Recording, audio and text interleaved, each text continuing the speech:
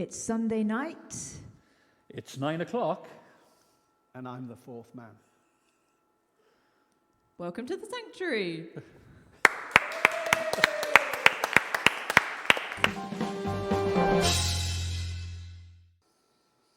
A very, very warm welcome to you as we begin season 3 of the sanctuary. It's great to welcome you back. I'm glad that the line of duty is out of the way and we don't have to compete for your viewing tonight at 9 p.m. I hope that you'll have a great time as we begin our journey into thinking about the theme of hope. We're entering a period where we come out of lockdown, where people are trying to get back to some kind of normal. But the issue of hope is something that has transcended all of this time in our history and in our future. And we really hope that you will find about the hope that we have in our hearts, and that name is Jesus.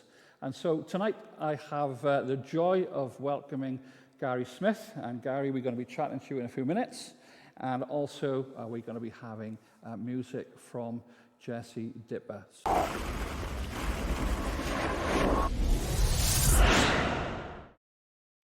Well, welcome back, and as I mentioned a few moments ago, our guest for this evening is Gary Smith. So Gary, once again, welcome.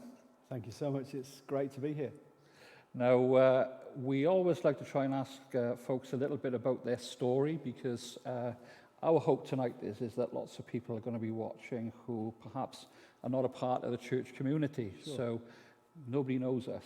So would you mind just telling us a little bit about who you are? And one of the big questions for me always is, are you from a Christian background? No, I was born in 1962, okay. And I guess I represent the last generation of kids that were sent to Sunday school by their non-believing parents. Okay. So whatever time Sunday school was, me and all my mates on the street all were on our way to the local parish hall to go to the Church of England Sunday school. None of our parents went to church. I don't like to think what they were doing while we weren't at home. That's a completely different issue. But we were all in church, and I can't actually remember a time when I didn't actually think that all the things I heard in Sunday school were not true. It just made sense to me. So I was in Sunday school, and then a bunch of my mates went to a youth club as kids, and it was in the Methodist church, so I went with them. And then I joined the Boys Brigade, and that was a Christian youth organisation, so I was there. So even though my parents never engaged with church, and I went to a Church of England primary school as well. So I was kind of surrounded by people who had an authentic faith. And as I say, for me, it was just everything just made sense. Now, I would say I'm not sure that it really impacted my behaviour. Uh-huh. So I had this kind of total belief, but just like the same sort of lifestyle that all my mates did as well. Okay. And by the way, for me, absolutely no conflict, because nobody had ever told me that actually my lifestyle and what I believe needed to somehow come together. Yeah. And I would have been, probably late teenagers, even early 20s, and before I was even challenged on any of that stuff. So yeah, so that was my background, and then I began to hang out with people who were really taking their faith seriously, that you would call disciples, people who are following Jesus. I began to realize that they behave differently to me, ethically, morally. Their language was different to my language, but I really liked them, and I thought they got something that I hadn't. And so I've heard the analogy that for some people coming to faith has been kind of, crossing the border during daytime, and for others they've been on the sleeper train and entered another country but never quite knew when, in one sense. Yes. Was there that kind of clear moment for you, or was it more of a, that I've woken up and I'm somewhere else? It was a slow revelation, and it was a journey, and it was a real journey of grace, in the fact that so many people who had really authentic faith were so patient with me. I mean, I was such a muppet. Honestly, Wayne, the things I did and said that they kind of let me get away with. I can't believe they did it. And yet, and they were so graceful. And I then kind of entered a season where everywhere I went, somebody seemed to be preaching what you call in church, preaching the gospel, and asking for a response. Mm-hmm. I made a response every week. Okay. Always in my heart. A serial responder then, were you? And any that kind of go down the front, or never did that, but in my heart. Now, the problem was, they always told me that, you know, I would feel different, I would feel clean, I'd feel on fire, whatever. I would tell you, I get up the next morning and feel exactly the same. Nothing changed. Now, two things are happening in tangent. One is, I'm having this serial encounter with Jesus on pretty much a weekly basis. And the other is, in my work life, things were going amazing. Like, I was becoming super, super successful.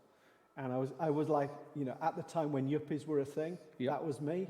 Like, you know, I had the suit and the phone. I phone. had the suit, I had the, or the hair Filofax gel, in those the hair days. gel back, the Filofax, and the big bank account, and the big flash company car and all the rest of it.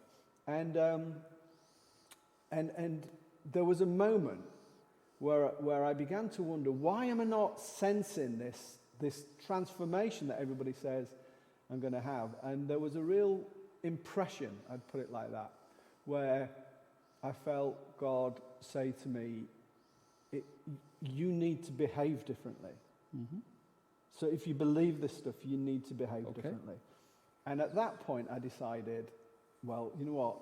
All the trappings of this world, all this money, all this success doesn't really mean very much. And then I started to get even more successful. And it felt like every deal I went for, I got it. And yet I was desperate to leave, desperate to find a job working for God, where I could, you know, either work with young people or work with a church. And I remember my boss, it wasn't quite like this, but it felt like almost on a monthly basis, he'd call me in my office, he'd call me into his office, give me another pay rise, give me a newer car or whatever. And I had this thought, which was, well, two things happened. One is I decided to buy a house. I already had a house. I decided to buy the house next door. This is before buy-to-let was a thing. I thought, I'll buy that house and I'll just rent it out to somebody. And I had this thought. Number one is, I was a single man already living in a three-bedroom house, and I was about to buy three more bedrooms. Okay. And the other thought I had, which is a bit weird, but I just suddenly thought, they keep giving me money. If somebody was offering me coat hangers as often as they were offering me money, at some point I would say to them, I've got enough coat hangers. I don't know what to do with the coat hangers you keep giving me. Okay. And I had this sense about money. And so I applied for a job, and I got it. And it was working in a church in Cornwall. And they offered me £2,500 a year, which at the time was less than a tenth of what I was earning. Mm-hmm. And I told them I wouldn't go. It was a ridiculous amount of money. There's no way I would go for £2,500 a year. But I did say to them, I'll go, but I will come for £3,500. And the reason was I knew they had £2,500 in the bank, and I realized that it was no faith for them to employ me. But it was a big deal for me. Yep. So they offered me the job. And the minister said to me, it's great that you're going to do this job, and it's great you're going to come and join us in 6 months, but I just want to say, if your dream job comes up before then, I don't want you to feel any obligation to come and work for us. And that's exactly what happened, actually. I was offered a job. I was a volunteer in the Boys Brigade working with kids on a council estate, and I was offered a job working for the Boys Brigade, and I went to work for them. And I've been in ministry ever since. I think that would have been like 1986, something like that. 35 years now. Yeah. So, and I've never had a real job since. And the good news is, about 5 years ago, my mum stopped asking me if I was going to go back and get a real job. I think she's realised now It's not going to change. that it's stuck, and this is who I am. Yeah. So we'll pause there, but kind of a key point, I think, Gary, in terms of the journey of faith for you, is that is something that you've sensed God leading you in for all of your life, basically, and that there have been steps along the way that have been clearer than others. But the outcome of that is that what you believe and what you do are intrinsically joined together. Yeah, I mean, I can't remember, it's some American president or great wit or brainy person who once said, if you get a job you love, you'll never work a day in your life. Yeah. I genuinely felt like that. Yeah. I've never regretted leaving my big flashy job. Yeah. I've never regretted the fact that sometimes it's been really financially tough. I brought a family up on almost no money. Yeah. But I've never had a moment of doubt that was the right thing to do. That's what God wanted for you. Yeah. Cool. Excellent place to pause. We'll be thinking a little bit about the work that God called you into as we think about the ministry that you're involved in now. But we're going to break for a moment, and Jessie's going to bring us the first song. So thanks very much, Gary. Great. Hello, I'm Jessie Dipper. It's lovely to be back since Christmas now. But I thought I'd share a song that is very much about hope. It's about unknowing, and it's about being sent. There's a wonderful part in the book of Isaiah that says, it's God talking to Isaiah, and he says, who shall I send? And Isaiah says, here I am, send me. And I found myself in a place very newly married, feeling a call to Cardiff. And we came here very much unaware of what was going on, but we just felt the sense that we needed to come here. And I wrote this song called Lightly Tightly, and it's about holding everything that we have in our hands super lightly, because let's face it, we try and plan in things into our lives to make us accomplish many, many things, and yet actually it doesn't really work out the way we think, and it's always a lot more fun when the tightness goes from our hands, when we can just give away whatever it is that we're holding on to, but vice versa, we should be holding on to those around us that are important. And that is, for me, it's rooted in the Word of God, but it's also rooted in my relationships around me, and in the music that I play. And I really believe that. So this is a song, and I hope you enjoy it.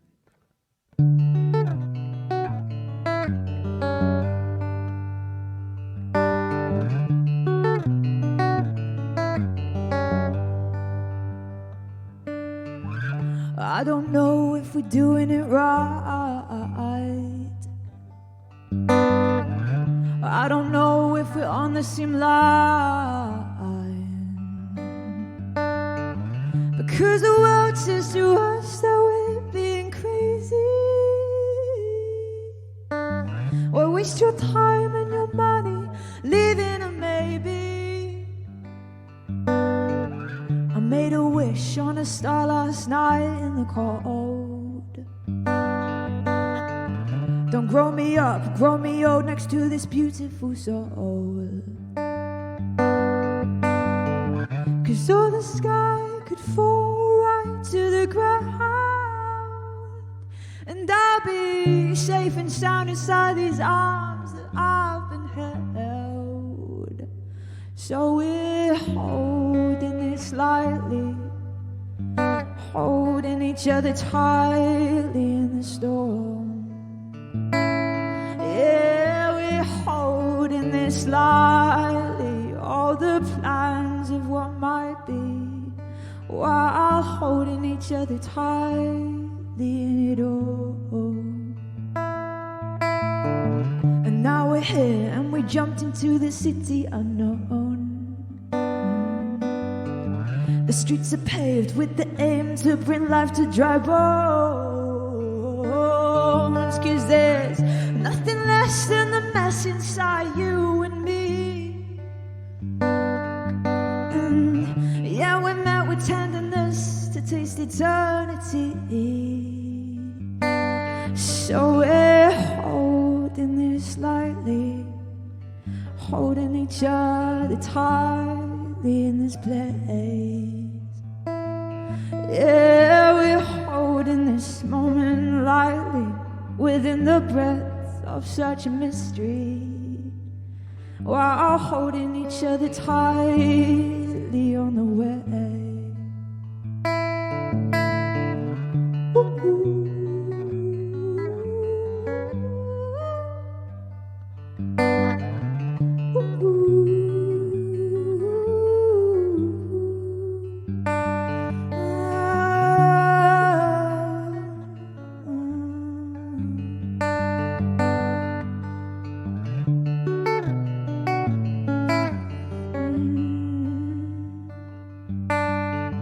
As my fingers dance to the words that I say, find us here as we are at our stories beginning.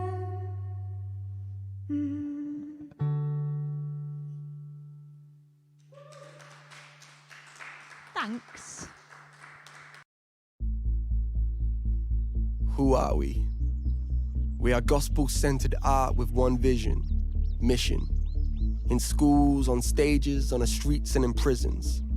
We are a movement of the unashamed, untamed, unconventional, unshaken truth that has one name, Jesus. We are kingdom community spelled one word, Eden. Might catch us in an office building 9 to 5, then on a corner of your neighborhood 5 to 9. Cause this is more than comfortable living, it's 24/7 life online.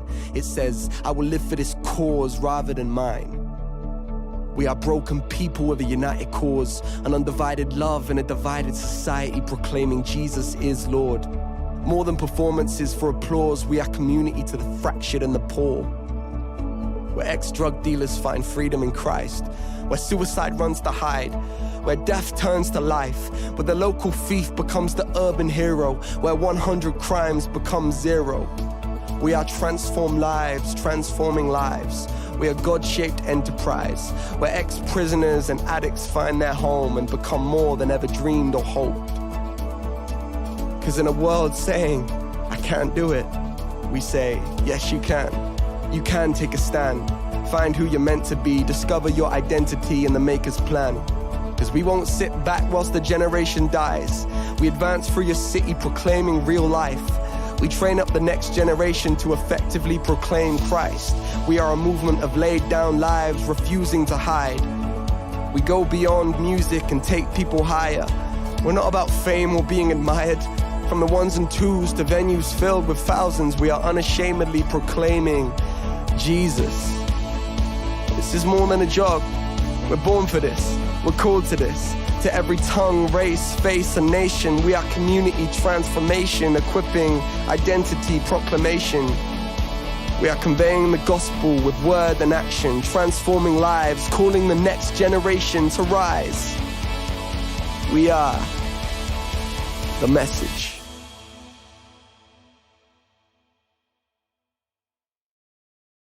Well, welcome back, and I hope that you thoroughly enjoyed that first song by Jessie. We're intrigued also by the VT, the videotape that we just saw of the work of the message. So Gary, please tell us, how does that actually connect with you as a person? Well, I'm part of the UK leadership team, overseeing the work of the message across the UK. I have responsibility for our work in Wales and Scotland and the Midlands. I'm also the senior leader for our prisons ministry and for our bus ministry. Okay. And I'm currently working on a project to deliver the biggest festival that Manchester's seen in a generation. So I'm involved in all aspects of it. So you wear lots of hats, Yeah. But for people that are watching today, obviously the VT showed us a little bit of a flavour of the message. Yeah. But if you could sum it up in a really personal way, what does it mean to you? What is that work about? So it's about introducing young people, often in the hardest to reach areas, those tough urban areas, to the good news of Jesus. It's something that I've been doing pretty much all my adult life, and we're doing it now. I feel like in this season, for me at least, it's most impactful. You know, it's fascinating that video that you just showed. We launched that in Wales actually in September, a couple of years ago. Mm-hmm. We had a big 3-year plan of what was going to happen across the message. And of course, the 23rd of March last year, we we set fire to our 3-year plan. All were going, oh my word, what are we going to do? But, you know, if the message is true, I'm talking now about the message of Jesus. The message. Then it's true regardless of the situation.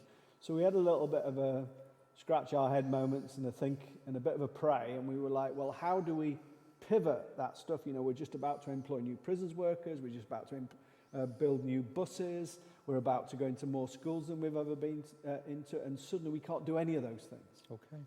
And so, like you guys, we moved a lot of our stuff online, and we, you know, long story short, we've reached more people in high schools than we would have ever reached with the amazing bands that we've got that go into high schools up and down the country. Prisons closed because of the pandemic, and yet even myself, I was able to preach into 80,000 prison cells on one Sunday. Which is something we could have never done, of course. No. And we've got stuff going into prisons every week, both material, both in prison radio, prison TV. We did crazy things like when people were really confused, we decided to confuse them a bit more in Wales, and we took Santa around the streets just to bring a bit of hope and joy. And then we came back a few days later, and having given everybody in the streets we'd met presents, we came back a few days later and sang Guide Thou Great Jehovah, and told them about Jesus. And so that was a fascinating thing. And I guess the big thing, the big change, was because we had a bunch of businesses that all closed on the 23rd of March, including a catering business and including a cafe and various other things. We began to realise that in the area where our HQ which is in the middle of a housing estate with 110,000 people live there, and many of them were struggling. So we brought our people back to work, and we started to cook meals, and we began to deliver meals out to people's homes. And across lockdown 1, we delivered over 60,000 meals, and just connected with these people in a really significant way. And I think for me, that's a big question. You know, people listening in, their kind of popular image of church, chapel, in the valleys particularly, is that it's a message that doesn't impact everyday life or the everyday world. Yeah. But for you, in the way that you're talking, the message makes a difference to life. Totally. Look, I think it was Tony Benn who once said that the components for change are hope and anger. And the problem is, and especially in Wales, a lot of people have lost hope. Okay. And they're just angry. Yeah. And actually, that's not a particularly healthy. Combination. But actually, Tony Benn was only partly right. Actually, a richer mix is hope with faith and love. You know, and the greatest of these is love, by the way. But you know, so for us, it's about taking that faithful to people in a loving way, taking a message of hope to people who perhaps can't see hope. So imagine where we're at now is, of course, we couldn't just keep putting food on people's doorsteps.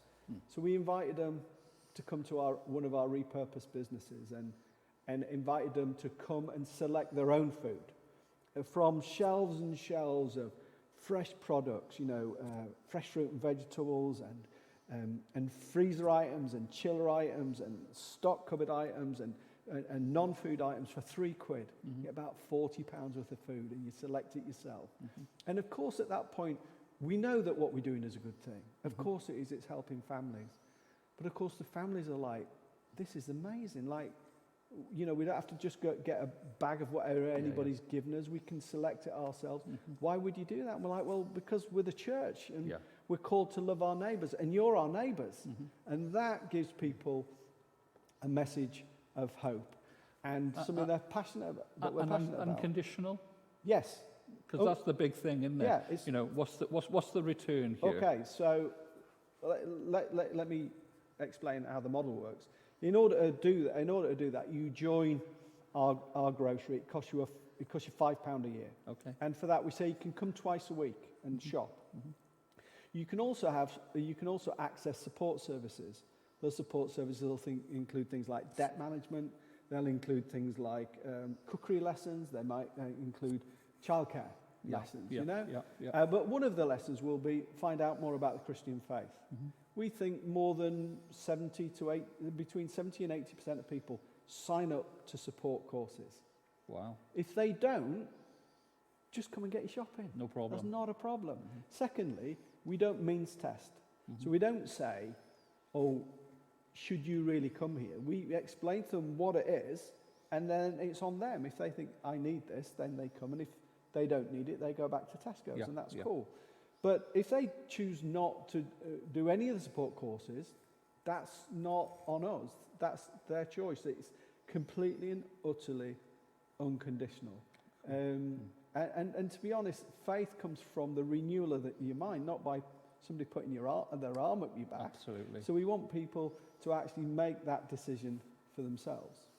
And obviously time is short, but you're mentioning big numbers in terms of meals delivered, that kind of stuff.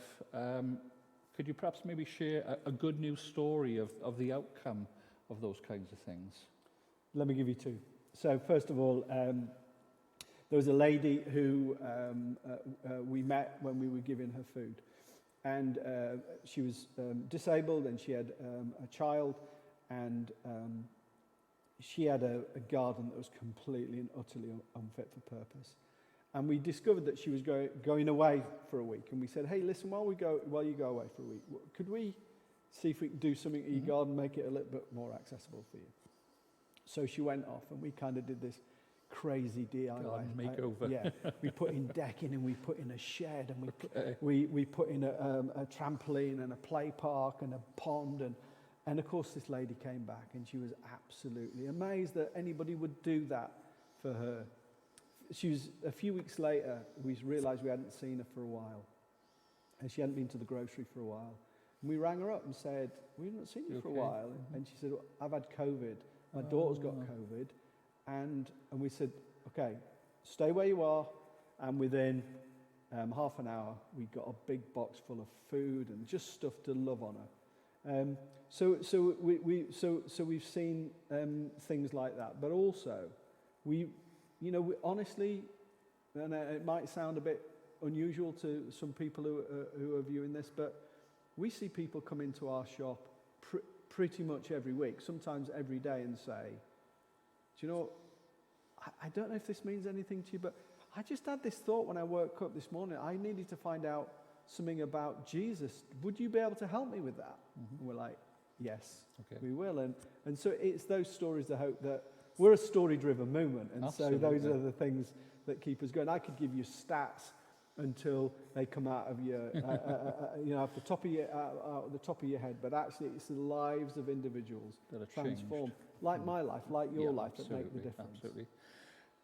Gary, we could chat forever, but there's one other thing I want to sort of just touch on, is that obviously a Welsh ministry, a national ministry, but you're also involved very quickly in an international work as well, aren't you, which is very relevant for this moment in time. Do you want to just tell us a quick little bit about that? Yeah, for more than 15 years, I guess, I met an Indian pastor and really connected on a heart level with him and wanted to begin to work with him. And over that period, we've managed to build 26 churches. We've got a plan to build 50 churches with him. This is in India now, in obviously. India, yeah. In a place called Rajamundry, which is in Andhra Pradesh. We've also built a school for Dalit children, and a children's home that's on that site as well. And could you, sorry to interrupt, Dalit children, what does that mean? Dalit means, so in India there's there's not supposed to be, but there is a caste system, and the Dalits are what would have been called the untouchables, the lowest of the low, the poorest of the poor. And so they wouldn't ordinarily have good access to a lot of the services like free education that we are able to offer them. And some of them, the reason we have a children's home is because many of them are actually from families that are just too poor to care for them, and we're able to just offer a little helping hand in that. And of course, the relevant thing at the moment is everywhere in the world, including in Wales, it's the poorest that have had where COVID has had its biggest impact, where the deaths have been greater, where the infection rates have been greater. So imagine what it would be like in a place like India. Amongst the untouchables. Amongst the untouchables, amongst people who live in multi-generational households where they're sharing rooms, where they live literally side by side. So if one person gets COVID, the whole village gets COVID. Yeah. And then imagine that you have zero access to vaccines. There are some vaccines there. They cost about £6 to access, which is not a lot of money, but it's a lot of money if that's more than a week's wage.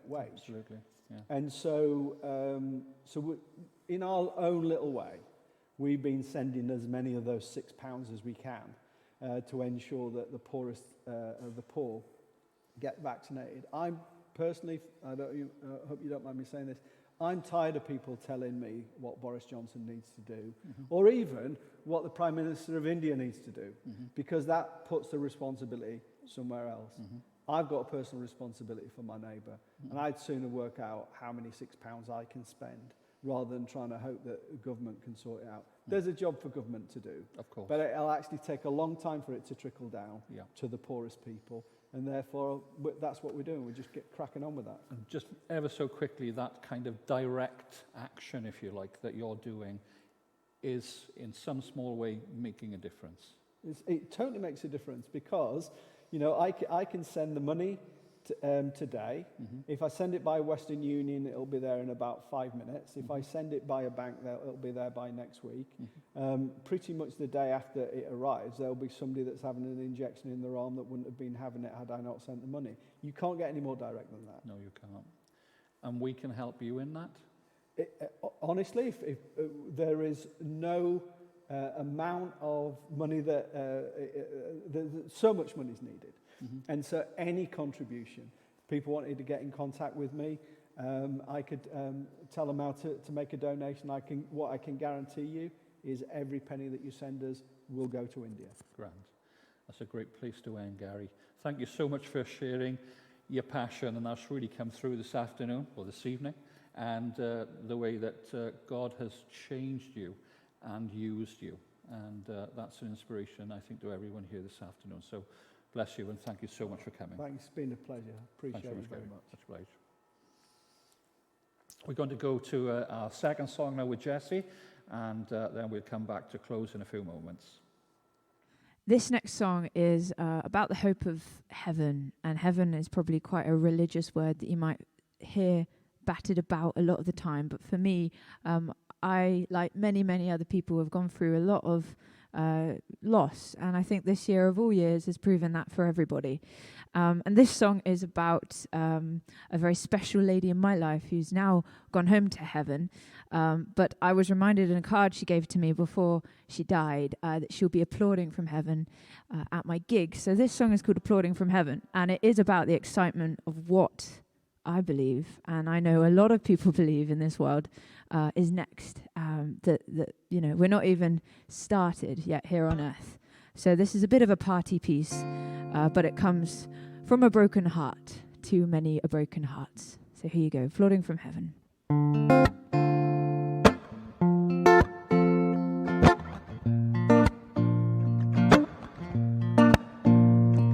You taught me to live each day with all I had,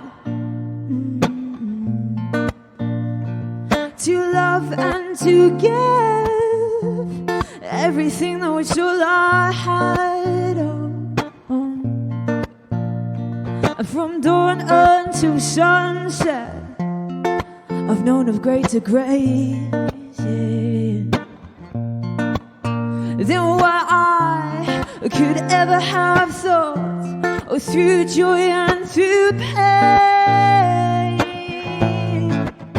But oh, you're not beside me right now, you're applauding from heaven, no.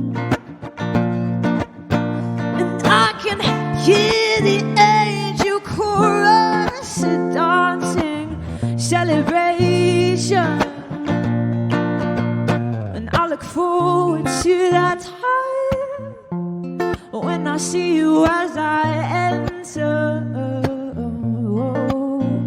through the gates open wide, and the throne in the center,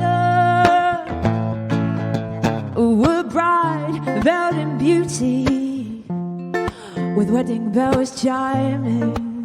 Yeah. We're singing from the chandeliers, no more sorrow, no more crying. But though you're not beside me right now, you're applauding from heaven, and I can hear the angel chorus, a dancing celebration. Oh, I can hear the angel chorus, a dancing celebration. So when I arrive at eternity's doors, oh, my tears will wipe away, for death is no more. For I know who I am. I'm the daughter of a king, and I'm the granddaughter of an angel who hears me when I sing. Though you're not beside me right now, you're applauding from heaven, and I can hear the angel chorus, a dancing celebration, a dancing celebration.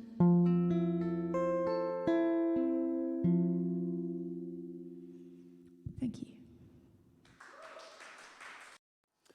We hope that you've enjoyed this evening's program as we begin our journey in season 3 on the theme of hope. Thanks very much to Gary Smith, director of The Message Wales, as he's talked about hope in his environment and the work that they are doing across Wales, indeed across the UK, and reaching over into India. Also to Jessie Dipper, as she's brought us her gift of song and how she's talked about hope. And next week, we're going to be meeting a lady called Nan Powell-Davis, who is chair of Christian Aid, which is a charity that works globally across our world in the most deprived and needy of areas, as Nan talks about the hope that they are bringing to a needy world. So we hope, please join us next week, and we trust that God will bless you wherever he takes you in the days ahead.